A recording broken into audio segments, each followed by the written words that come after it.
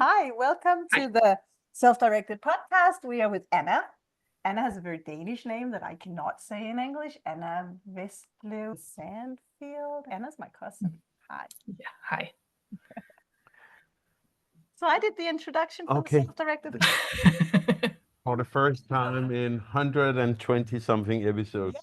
So I will jump into it. Anna, yeah, it's almost a leading question. Why did you become interested in unschooling and how did that come into your life? And I know that the answer might be due to us, but Yeah, the introduction is sort of part of the explanation because we're cousins and I've been taking care of your kids, Cecilie, since I was picking up your oldest from kindergarten and coming in your house after each time you gave birth to fill up the dishwasher. So I've been part of your life. And that is, of course, the way that I've been introduced to this sort of lifestyle, I think. And of course, following on the side as well, when you took off and journeyed a lot more than you did in the beginning, where you still had your house in Copenhagen. You planted a seed, and then a lot of things happened. I became a mom 7 years ago to our first child who didn't make it into the world. And you change as a person becoming a parent, but you change a lot becoming a parent to a child that you can't take home with you. And I think that rattled our foundation, me and my husband. And when we had our boy the year after, it was pretty quick that it was obvious to us that he is a very sensitive kid.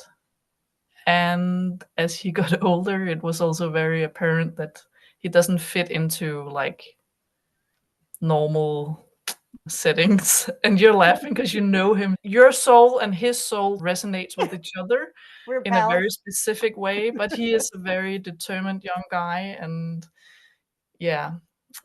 But and it's still a very radical choice for many to take. In Denmark, the homeschooling movement has been growing during the last 15 years, but before that it was not common. And to take that choice is still a huge choice to take.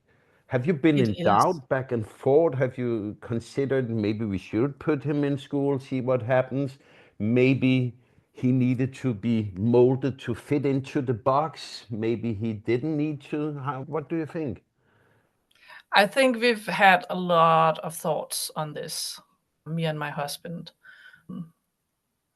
Last year, when I was on maternity leave with our daughter, our youngest daughter, I had a feeling and I talked to my husband about it. I was like, it's so wrong inside of me to put him into this kindergarten. And it was a really good kindergarten we had. They were so good and they were not understaffed. They had like really nice building and outside areas, and they had a bus going to the woods every 3 weeks and so on. A really like ideal setting if you want your child to have a nice upbringing in an institution, but I could just feel like something was wrong inside of me. So it is a radical choice, but I think actually it was quite interesting when I quit my job, which I had for 11 years, and I loved my job. I was actually really happy, and I had colleagues that I was very fond of. And when I had the reception, like saying goodbye to everyone, my boss said that I was someone who always did something without compromise. And that was interesting to hear, but I think it makes sense when I look back in some of the things that I've done. So yeah, I think it just falls natural that if I want to do something a little bit different, I'm not taking him out of kindergarten for 6 months. I'm taking him out for good. And I'm not just putting him in public school. If I'm putting him in a school, it will be an alternative school. But right now we feel like it makes more sense to have him at home. And if he's at home, why should I do school at home? It makes sense to us to do it that way. And whether we chose it or whether our son led us to that choice is hard to say. He's been a big part of it. It's so obvious for us that he will not fit into that box. in any way, and you can't shape him because that's not possible. He's not like a diamond in the rough. He's like a nature force, and you can't shape a force of nature. So It's beautiful. It's true. It really is true. Don't you think always when we make choices, small choices and big choices, that it's also always multifactorial, might be the word in English? Mostly because of him, but it's also because the loss of your first child, and it's also because of maybe you know me so well and you've seen my children grow up without school, so it's someone you're very close to. Not me, but my kids. You were also very close with my kids, and I think it's, for me, that would have been really nice to know when I did it, to Yeah. know someone, like really know them deeply and see how growing up without school is completely fine. What I'm saying is just it's actually many things that align to make this choice. Definitely. It is a lot of factors weaved into each other. And then, of course, in Denmark, there was a few years back a writer who wrote like a book that got a lot of public attention, Ærø Manifested. And I think that sort of sparked the initial, okay, we're doing this actually. It set some emotions to work in me, and I talked to you at that time and said that I'm feeling a lot of things, I need to talk to you, I think. And then we talked, and then we decided to try out taking him home after a vacation just for 3 weeks and see if it was terrible, if it was actually really nice. one of the things I can have difficulties remembering is how big a choice it felt like. When I sit where I am today, I can look at the norm and what people consider normal and think they are weird. Why are they doing this? The box we are made to fit into, either the box was bigger when I was a child, or the box has never been big enough for humans. For me, it's a very weird construct, the whole school, kindergarten, sending your kids away from yourself, putting them in a place to care of others while you go to another place to make money to pay for the care of your child. And there's this whole circle where today I'm weirded out by it, but I was where you were. I have been in a place where I found it weird that Cecilie wanted to leave our oldest daughter on this alternative school. I found it weird that Storm didn't want to go to school. So you standing right there, have you started to feel your perspective of what normal is change? I think it's very much a process. I think I started maybe a different place than you because I actually went to an alternative school myself, a free school, like a very small school in Copenhagen, 130 students all in all across 8 years. So very close knit, and it had a Christian basis and so on. So I never went to public school, actually. I don't have that experience. And I had, in my first years, actually a very happy school experience. I also had a really cool mom who was like strong and independent and a single mom. And I think she gave me more than I realized. You see it when you become a parent yourself.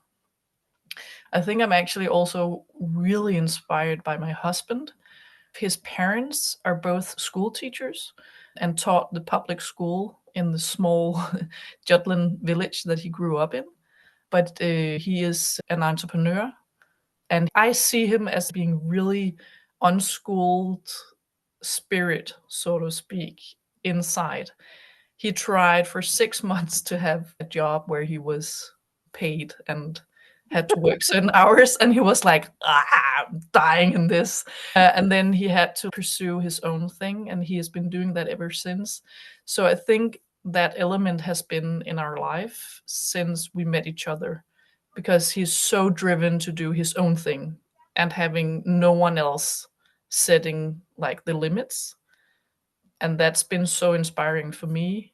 And I think that's also pushed me to say, okay, I'm actually doing this. We're taking the kids out. Nova, our youngest, will not start daycare or anything. So in that perspective, it's not been hard, and I haven't felt that like a negative attention to it yet, because I think keeping them home during daycare years in Denmark, people are like, okay, that makes sense if you can make the economy work. But when you get to school, that's where it's starting to, I can feel it already, like the cracks appearing. And people are like, okay, but how will you make sure the social things and the grammar, someone asked me about, if they would learn the grammar. Well, Yeah, how old is he? 5? I think she was thinking about the long The big perspective. perspective, But yeah. still that like a concern. But right now we're just doing whatever our day is. It's so obvious for me that our son is learning like every day. I think we are curious about how it feels, but we might project a Yeah. lot into it because it was different for us. When we spoke about it, when you were about to decide it, it was easy that we know each other. But in this context of talking about how does it feel when you know someone that close, it's not that unnormal for you personally. So that helps, of course. And I think also you're right. You're just feeling the cracks as they get slightly older. The pressure of what everyone else are doing can build. On the other hand, I know you have a quite powerful family, and also the movement is growing in Denmark. People have heard about it before now, I think. There's also, I think, a beginning like a political worry about this movement because that book has gotten so much attention, and she's been very vocal in like the public space, that author. So it's gotten a lot of attention, and not necessarily in the best way. I think some politicians are really scared that now everyone will just quit their jobs and not contribute to the economy and society or something like that. And I know that I will give my son the best everyday life by doing this. I'm absolutely sure about that. I can get unsure in like little moments. I can get really angry with him because he's so strong-willed, and it can be difficult. It's a really difficult choice. Oh, yes. Yeah, and And it's unschooling is harder than homeschooling. yeah.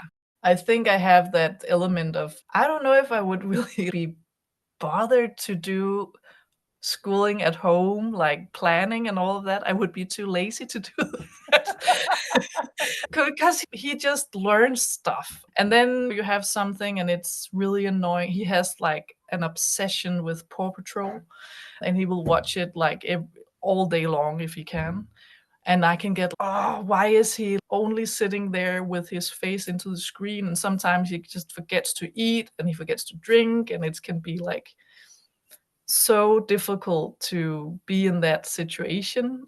But then suddenly he switches over and he's okay, I'm just making like a Lego building of the whole Paw Patrol universe. And it just dawns on you that, okay, so maybe it looks absurd that he delves into this one specific thing, but it's like you say a lot, trust the process. It can be really I hard. want to make a little commercial break here and say the podcast, The Ladies Fixing the World, I think it's season 2, episode 6 is about repetition, where we actually talk about this for 2 hours straight, me and the ladies, about could look to you like it's waste of time, nothing, but who are you really to know that? Yeah, I think it's a delicate balance that you have to find like your own personal comfort in it. Because of course it's not nice for someone if they forget to eat when they're 5 years old. He needs food and he needs to drink water, he needs to go to the bathroom and so on. But I follow a lot of different Instagram profiles on also this sort of parenting approach where you are a lot more, not so much like strict rules, but following the child. I think they call it like Nordic parenting or, but anyways, there is like one lady in Denmark specialized in willful, I think it would be translated to viljestærke, willful or strong-willed children. And she says, okay, so if they have an obsession with iPads or screens, that's very normal. So if you want them to do something else, you just have to make that more interesting. You have to do the other thing if you want to have them outside in the sun or the garden. Then you have to see, okay, if they are to do that, you must make that interesting enough that they are like, okay, so I want to do that instead. So instead of setting the boundary and saying you can't watch this, you're saying I'm going outside, we're playing a game, we're drawing in the backyard. I'm inviting you to join us if you want to. Does it make sense? It makes a lot of sense. Once there was a friend of mine who said more or less the same thing. So she took the iPads and all of the internet access basically away from her children because she said, I can never compete with it. That exact battle is a battle I will never win. And that took me down the journeys that the listeners will know about, and you know about it. Took us down the journey where we just didn't do it for 4 consecutive years. There was no movies, no YouTube, no gaming, nothing. We just didn't touch it. And that was one way, and maybe it was good for the age my kids had at the time. But now, in my wisdom of my old years, I'd say that exact thing you're saying, if you want them to do something else, you better make that more interesting. It's a good perspective, but then I have a little unschooler alarm going. So I want them to do something. Yeah. What's up with that? I don't know what I think about this. I remember I asked Sandra Dodd that question about 2 years ago when we were at a beautiful beach. It literally had gold in the sand. Not gold, but it was sparkling. Amazing. And every day there were dolphins coming, playing in the waves. And one of my kids just wanted to game. And I was like, could we go for just a little walk and watch the dolphins? Can it really be true that I have to let go of this and say, whatever you want, the rest of us are going for a barefoot walk in the golden sand with the dolphins? It's almost, I don't know, Disney movie. And one of them was like, nah, I'd rather play Minecraft. And I asked Sandra, and she said, if that child would rather play Minecraft, maybe that child should just play Minecraft. I had a really hard time with that. And I don't know what I think, but I think she's right. And I think it's definitely one of the bigger issues. There's a lot of other issues that I think that we've let go of, that other parents considering this type of path would be more like alarmed by or struggle with, like eating food. We just, I don't know, we're very like, okay, whatever, you eat whatever you want. I'm saying now we have lunch, and now I put food on the table, and it would be really nice if you're joining us. Whatever you want to eat is up to you. If you don't want anything, that's fine. I always had children not waking up very early. My kids always sleep in. Also, when our oldest went to kindergarten, they would wake up at 8 o'clock, which is really stressful if you want to get to work on time. So I think some of those elements we just skipped through really fast. And every time we let go of some of those battles, it's easier. And I don't know how much of a choice it is and how much of a, okay, this is easier. He's really sensitive about his food. He can eat like oatmeal every day if he wants to. He will probably get the nutritions that he needs. And I think that the things that are left that I'm struggling with is the screen thing. So that is also where my focus is. But the screen thing is a real it's so difficult. Interesting revelation I had about it at one point. It's based on one of our earlier episodes where we talked with a woman who they have created what they call the opt-out family. They have their family motto, be more engaging than the algorithm. Around this subject, about the gaming, some of the things that had happened for me sometimes when I look at one of my kids sitting gaming is that I can be like, oh, I would rather they were doing something I would evaluate as being better in my world. If they, for example, were sitting reading a book, playing chess, being deeply interested in something, doing art, while I do not spend time with them. It would be better for me if they did something I gave a higher value, but I could also just spend time with them.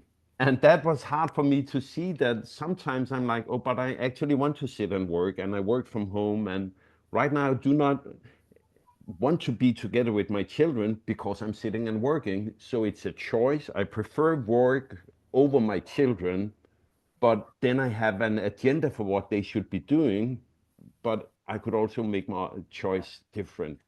And it's a little hard to see it like that sometimes, because I remember giving my kids iPads while I cooked because I was too stressed out coming home from work and couldn't sit down and be like, oh, now I need to engage them. And then cooking would just take longer time. Yes, but it would also be family time, wonderful time. But sometimes you just don't have the energy. Sometimes you're just like, hey, here's the screen, let me make the food. There we go. And what provoked me about looking in this mirror is that I saw my own faults, and where I wasn't in agreement with myself, then I've forgiven myself and been more inclined to say to myself, okay, if I'm actually not actively wanting to spend time together with my child right now, maybe I should not try to put down walls around what I think they should be doing. I have a lot of the same thoughts. I think sometimes when we also get annoyed with behavior in others, it's a reflection of our own faults. I have a really bad habit of browsing through my phone and like just jumping into social media. And I can definitely see that when I have those days where I've been good at putting the phone away and just being present, the energy is so much better. And I think my husband is really good at that. He's so brilliant at just being present.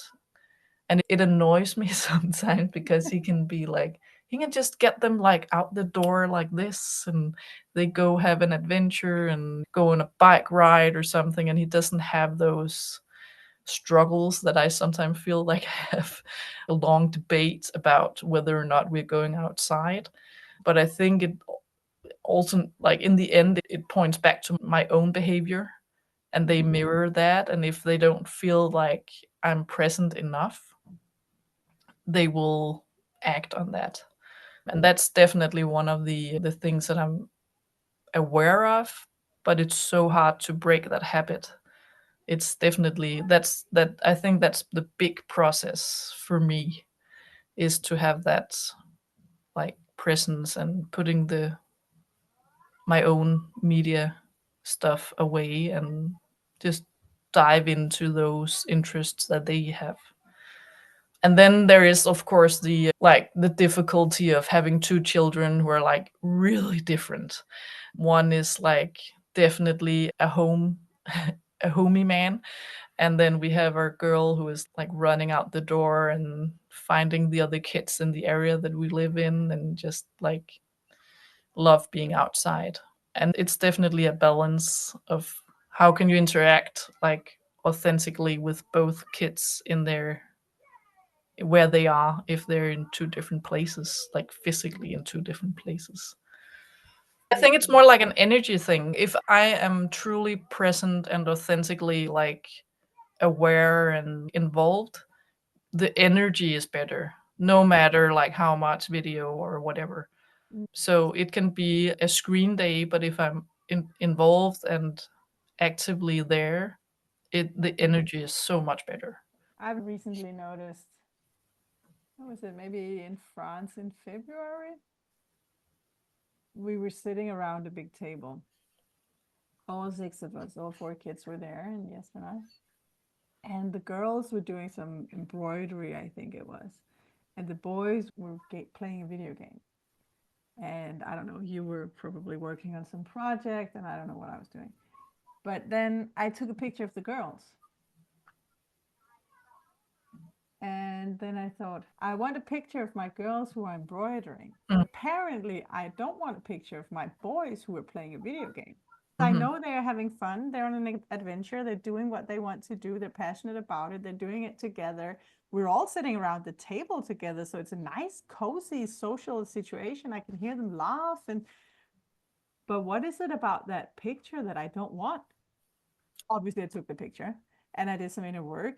But it's just interesting how it keeps going. We have this judgment, and I think it's on a global scale, and it really affects us, even though we can be very conscious about how, maybe you need to see Paw Patrol 2,000 times before you're completely ready to recreate it in Lego, or whatever you're done processing what you need to process about it. What do we know? I think you're absolutely right. If we remember back, it's like screens have been a part of society for a very short time historically. So I think we're still learning what can it do for us and what can we use it for. There are many ways to look at these things, and I just think at least we should stop and think when we make these judgments. And I'm not saying it's easy, but we could let go of some of the idea of one sort of exploration is better than the other. Anna, choosing this path, I hear it is based on, you can almost say, respecting your child more. At least the way you describe it, it sounds like it would have been disrespectful of him as a person to put him in a place where he doesn't fit in. Has this being opening to listen to who your child is as a person, is it different than what you have thought parenting would be like?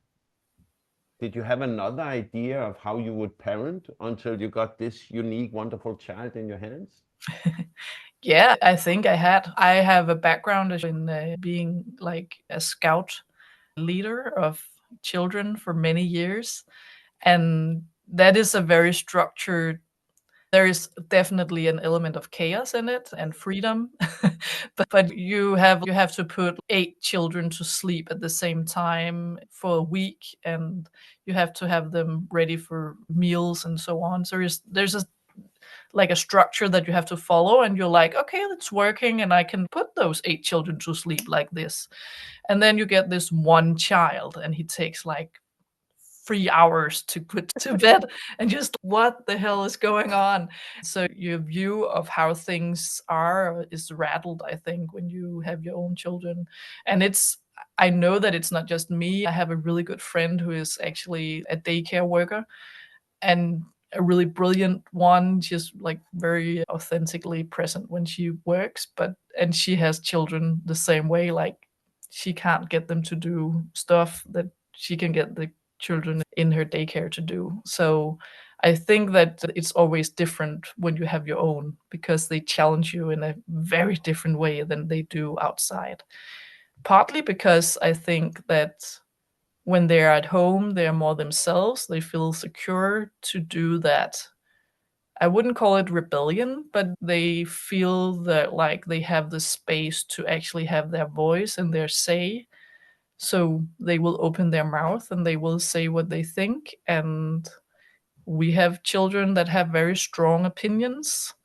Probably some families have children with less strong opinions, but mine, they have strong opinions and they say them out loud. And I think it was quite obvious for us in the beginning of being parents that we wanted to listen respectfully to those opinions, because it's not like you're the child and I'm the boss. They're actual humans. Sometimes we can have opinions that is based on experience, and I'm trying to like show the experience. And sometimes I just don't give a crap about that. um, but I think the viewpoint of saying, oh, it's actually like a fully foreign person already in the womb, almost, that you have to create a really wholesome life or like framework around. Because I could feel, I don't know about you, Cecilie, I could feel the difference in personality when they were inside my body. It's so crazy when you haven't had that experience, I think, but I could definitely feel that they were different. So when they come out and they are so different, it's obvious that it's not just, oh, you can just parent your way out of whatever. That is something you can hear sometimes. It's just about like how you raise your children, that they don't want to dress in a certain way or eat in a certain way or whatever. But I definitely believe that they come out and they have that personality already, and you can minimize the personality out showing itself, or you can let it flourish. And I think that most people are inclined to just keeping it detained, because it's so difficult, I think, in like a life where you have to be at work at a certain time, and they have to go to kindergarten, they have to listen to follow structure there and fitting into that model. It's easier if you detain that strong voice, but if you let it flourish, you also have to deal with it, but it will also show its beauty. It's like spinning the wheel in two different directions. If you walk into the mainstream life and you take on the task of letting your children grow up in the school system, where of course there will be a dress code and there's a timing to it. You have to be there at a specific time of day, a specific number of days a year, and the right things have to be in the backpack. All these things are very structured. It kind of creates a momentum of, I'm going to have to control a lot of this and contain a lot of it and be in charge. And that makes a very unleveled relationship between the parent and the child. It becomes a lot of parenting, as if it's a job. Whereas if you take all of that away, all that structure, and you allow for a more free-flowing life, it's not necessary with all that control, and that gives space for a more leveled relationship between parent and child. I know on a global level that a lot of people would say all Danes have a very leveled relationship. That lady who wrote The Danish Way of Parenting, she wants to make the Danish childhood a UNESCO protected phenomena because it is different. So what I'm trying to do here is to just say that it can sometimes sound a little judgmental and a little bit we're better and we know better and gold star for me and not for you situation. But obviously when you have this lifestyle and you've chosen to not use the school system and not school at home, then it's easier to unfold that leveled parental relationship and be in a more flowy and therefore respectful and balanced way of life. And my heart goes out a little bit to those who have chosen otherwise. They are a little bit trapped in it, and I understand why it has to be more controlled. My heart goes out to the people who have chosen this way of life we have, because oh my God, giving them space to be who they are. It would sometimes be way easier if they could just shut up and do what we said and just get dressed out of in the school, leave me alone, give space. No, of course, jokingly, then it takes a lot of focus, a lot of space in the heart, and a lot of time, where I cannot see it can be done very easily if you only have that limited amount of time that is available. If you have two parents going to work and coming home late, I know people can do it. I just have difficulty seeing where you find time for all those hours of talk, giving space, listening, and all that. So that's where the coffee comes back into the Yeah, conversation. definitely. We need more coffee. Visit that one again. Yeah. Sitting down with a cup of coffee, being available for the children, looks like chilling, but it's actually your job. Definitely. And I think we actually have a really good balance at home, because my husband does like a lot of chores at home, because I think there is definitely like a difference in whether it's me, the mom, or him, the father, being at home. And we have a 2-year-old who still breastfeeds, and sometimes they just cling to me in a way that they will never do to him. And it's really nice just having the opportunity to not running around trying to do all the chores all the time, because I think that is what some parents end up doing if they try it out. I think more people try to have like the small ones at home between 1 and 3 years old. In Denmark, that is like the biggest group, and then some people also have them home in the kindergarten years, and then a few have them home in the school years. But if they have those years with small children and they at the same time run around doing all the chores, and it doesn't feel like a meaningful like day, I think. Then you're just feeling like you did your job and you still didn't have time to interact with your child because they're just sitting there playing with something and you're running around doing all this practical stuff. And I think that is definitely part of why I think it works, is that division of labor at home is still something that we are very aware of. It's definitely like a lot of work for me to be with the kids. Yeah. And this is the point I like to make, that sometimes it can, for the husbands or for the onlooker, look like we're being lazy. You're just sitting around there with your coffee chatting. You spend all day in the sofa kind of thing. Yeah. But actually, if we don't do that, if we're not emotionally available, if we're not fully present, if we don't have extra time on our hands, then what when that Paw Patrol happens and Lego has to come out, and I also want to go on a day trip, and how about we make a cake? And you have 19 things going on that are on your to-do list, and you're actually not available because you're in the middle of a lot of other stuff. It is actually part of the job to just be there, to be emotionally and mentally available. And I just think, yeah, it's great that you as a couple can create space for that. And you I think knowing that is the goal and actually doing it is two different things. So I think we know that it's definitely better if I'm available, as you mentioned. I think that it's so much a process thing, this choice and doing it like this, and we have to find our own way in it.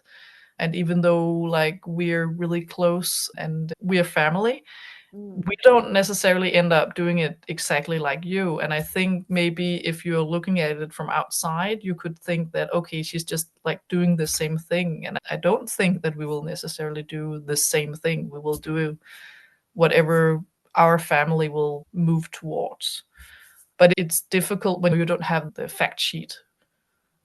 And that is definitely also something I think a lot of people are scared of. And I love what you said about fact sheets, because it makes me laugh and ponder and think about where I was when earlier I had this pad in front of us. The kids should go to school, Cecilie should out, have a career, all the things. You're like, this is how life is. And then when you take them out, you're starting to question yourself. You're starting to evaluate a lot of stuff. But what I find funny looking at it now is, did I actually believe there was a fact sheet of how life would be if I have sent them to school? It is like when we take the responsibility home, take a larger responsibility than if we had sent them down the normal path. And part of me is considering if when we outsource the knowledge or outsource the schooling, the caregiving and these things, creating something we can blame if it doesn't go like we want to, where now when you take them home, then you are the one who needs to be like, oops, I screwed up, I could have been a better dad. It's quite fun that we have this distinction that, oh, now I don't have a fact sheet, but I'm like, we probably didn't knew what the outcome would be, but we would have maybe been okay with the outcome because we considered it normal. I think I understand your point. I think it's also a matter of when it's something that everyone does, it's a lot easier to do it. I think there is, and that's like a whole different like talk, I think. But the fact that we are not as closely involved in each other's families, like everyday life anymore than like way back we would be. We would see what life was like in that family and that family, but now we're a lot more closed off units. So it's easier to follow that narrative that society gives us. And that narrative is daycare, kindergarten, school, high school, maybe university if you're like really the academic path and so on. But stopping and looking at it and saying, but what do I actually want to use my time on is really difficult, and everything goes so fast. And I think that, as you say, so many people are caught up in the life choices that they've made, and doing something radically different is really hard. Having to not spend a lot of money on going on holidays or living in a big house or whatever. In some ways, it's lucky that we didn't have a house that we had bought and had like a big loan in. We lived in a rental. So it made it a lot easier to say, okay, we can cut down on our income. But it's scary. It's really scary. And you have to both look at the long perspective and think, okay, how long could we possibly do this? Do we have the money to do this for 10 years or 1 year or what? And if you can't see that the money is there, it's a lot harder, I think. I think you're right. And I think a lot of people are caught up in the consequences of choices they made before. And some are to an extent where even I, with my radical viewpoints, can see that, okay, this one's actually quite hard to get out of. But I personally, you lost your child and it was horrible. And that was a very big part of some sort of change in your life. For me, it was when I had cancer. And when I survived that one, I really felt I'm just never going to have a job again. I don't want that. And I would actually rather live in my car than I would send my kids to school. And when I had that thought, I'd rather live in my car. It was more or less just a car. It was a radical thought in my mind. I thought, okay, if I have to let go of my house to do this, if I have to choose between having my kids around me and doing this the way I feel is right, or having the house, because that's a real thing for me and for many of our listeners. It's a real thing when you choose to unschool that you might have to let go of your home. For me personally, I mean, I didn't do it to begin with. For a long time, thanks to this wonderful man, we could stay there. But I did feel it deep in my heart that I would actually rather sleep in the back seat of my car. And I think this, I can't do it. You could do it. You're so lucky you could do it. I cannot do it because this, that, and the other. At the end of the day, it's a question of priority, of working hard for it. I remember when we did an interview with a lady who unschooled her one child. But from the day she realized unschooling was an option, a thing, that lots of people, including myself, live a long life without knowing you can actually just not put your kids in school. From the day she realized, oh, I can do that, to the day where she could actually do it because she was a single mom and you're not selling your house in one day and maybe you don't even have a car to move into. But what she did was she sat down, she made a plan. So if I am to home educate my child, what would that take? And how can I get there? Just every time this comes up, some people can't do it, some people are caught up, some people don't have the option. True and not true. I definitely agree. I think that in the end, everyone could choose to do it. I think there are two like elements. There's like the practical stuff, like economy and where do you live. And so if you have a like expensive house and you have a lot of debt in that, you have to maybe sell it and live differently. But there's also the like the inner, you have to want to do it and you have to truly want to do it. I think some people are drawn towards like the freedom aspect of it, but then maybe they try it in the early years of school. And I don't know, because I haven't done it yet, but my idea is that I think some people try it out and they still haven't committed 100% to doing it that way. And you need to do that as well. Because if you're not trusting that this is the right thing to do, your kids will not trust it to be the right thing for them. And they will end up asking to go to school maybe because they can sense that you actually think that maybe that would be better for them. So I think it's like a two parallel roads besides each other. And there's also the whole deschooling process. If you only unschool for a year and it's a 5-year-old, whatever age actually, that the chances of arriving at a place where you've actually let go of the idea of specifics, that you will keep looking for those curriculum-based kind of academics. Does it look like academics? And for a long time, for all of the time, it doesn't. And so a year is just not long time enough. But I think maybe we should come back to the question of deschooling in a year or two, Anna. And then you can reflect on where you were today. Anna, for people out there who are where you were some years ago, what would your best advice be to them? I think I rely on something that we have talked a lot about, Cecilie, is that you can always change your mind. It's not a choice and then you're like set in stone. You can choose to do this, and if you feel like it's not the right thing to do tomorrow, you can change. You don't have to be fully committed to doing it forever.